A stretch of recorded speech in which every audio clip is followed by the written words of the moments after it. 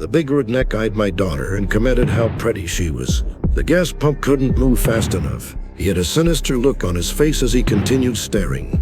Ted and his family, running on fumes, pulled into an old filling station on the side of the dirt road. There, a tall hillbilly in saggy overalls stood by two corroded gas pumps waiting. The rusted sign beside him read, "Full service."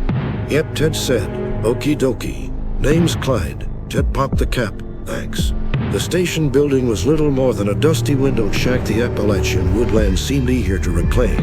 Nailed to the exterior was an eerie variety of license plates: Virginia, New York, Kentucky, Georgia.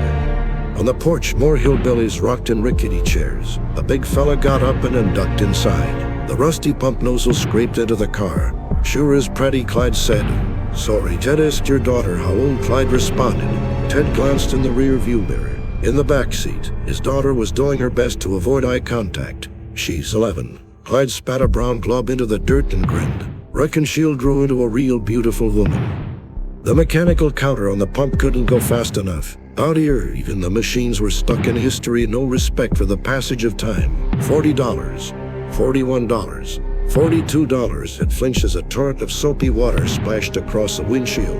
It was a big hillbilly from the porch who set down a bucket and began scrubbing the glass. Working the rag in circular strokes, he peered into the car and gave a gummy cross-eyed smile.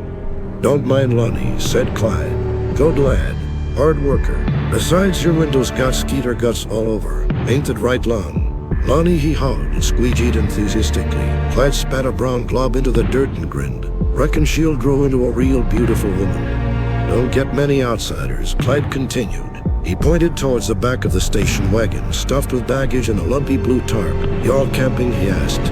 "Staying at a friend's cabin," Ted replied. "You don't say. Well, that'll be $62.45. Ted handed him cash. "Keep the change." "Much appreciated," Clyde said. "You all take care now. Hawks go missing around these parts sometimes. Don't let the little one stray too far." "Won't let her out of my sight," Ted said. As he pulled back onto the mountain road, Ted laughed. "Damn inbred freaks." His wife dared to speak. "Or are you taking us like I said? Cabin in the woods. Please just let us go." "Don't talk like that, wife." "But..." Ted jerked his thumb back at the mutilated body under the tarp. "Wanna join your ex? Say one more word." "Then shut her up. We're a happy family now. Right, daughter?" A girl in the backseat nodded, terrified. "Say yes, Dad," Ted groaned. "Yes, Dad." Ted smiled. "That's better." He always wanted to be a father. Ted and his family drove around a bend and disappeared.